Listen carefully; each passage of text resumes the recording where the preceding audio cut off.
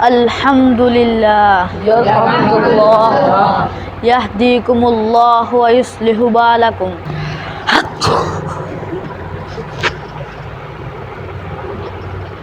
عثمان بھائی، جب آپ کو چھینک آئی تو سب نے جواب دیا، لیکن جب بلال بھائی کو چھینک آئی تو کسی نے جواب کیوں نہیں دیا؟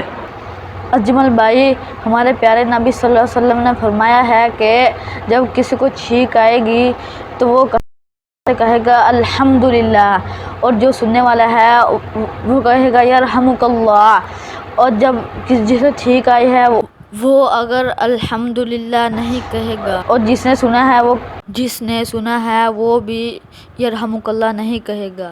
جی تو معزز ناظرین کرام، آپ نے دیکھا، بہت پیارا بتایا بچوں نے کہ اگر چھینکنے والا، ہمارے پیارے نبی صلی اللہ علیہ وسلم فرماتے ہیں کہ مسلمان پر حق ہے کہ جب چھینکنے والا چھینکے، اس کو چھینک آئے تو وہ الحمدللہ کہے، اور سننے والا اس پر حق ہے کہ وہ اس کا جواب دے۔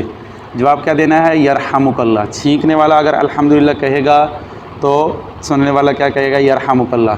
اگر چھینکنے والے کو چھینک آئی ہے اور اس نے کچھ بھی نہیں کہا، یا پھر بیماری کی وجہ سے کوئی چھینکوں کی جس طرح الرجی ہوتی ہے یا کوئی بیماری کی وجہ سے اس کو چھینکیں آئی ہیں، اس نے کہا ہی نہیں ہے، کوئی بولا ہی نہیں ہے، کوئی بیماری کی چھینک ہے تو اس پر الحمدللہ نہیں کہنا چاہیے۔